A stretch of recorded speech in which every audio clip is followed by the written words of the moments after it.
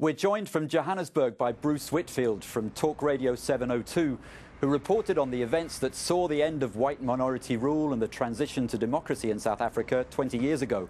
Now, Bruce, what's the atmosphere been like today in the country following Nelson Mandela's death?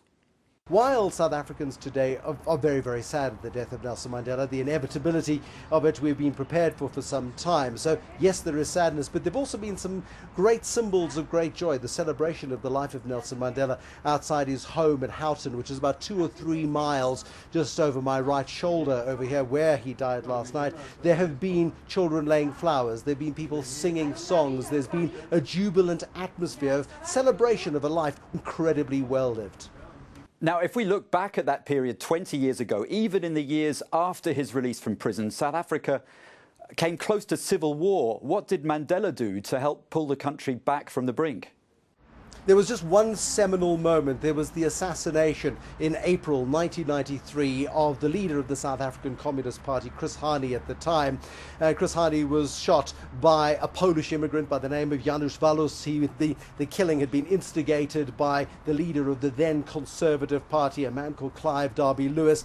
That killing in the driveway of Chris Hani's house brought the country to the very edge of civil war. It was at that moment that F.W. de Klerk, the president at the time, stepped aside and made space on national television at 8 o'clock one night for Nelson Mandela.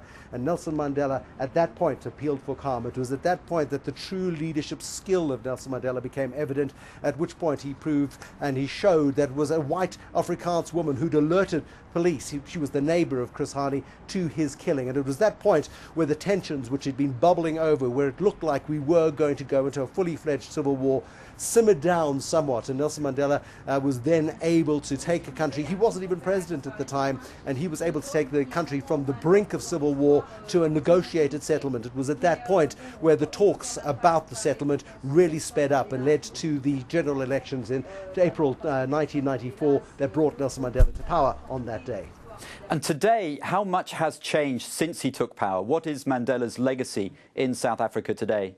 I can't help but think that Nelson Mandela, through the joy of the transition, must have been somewhat disappointed about the South Africa that he leaves behind. South Africa is still a racially divided country, far more integrated than it was 20 years ago. But the gap between rich and poor is far bigger than it ever was. The population has grown, but opportunities haven't grown to the extent that Nelson Mandela would have hoped. The aspirations that he brought in 1994 have not been fulfilled. So the challenge for the next 20 years, of course, is to take that Mandela legacy and to build on that legacy. And there's a sense of urgency in South Africa today as we see great labour dissatisfaction, as we see the race divide in South Africa still very prevalent, that we do need to take Nelson Mandela's legacy forward for the next 2 decades. It would be a pity for that legacy to go with him.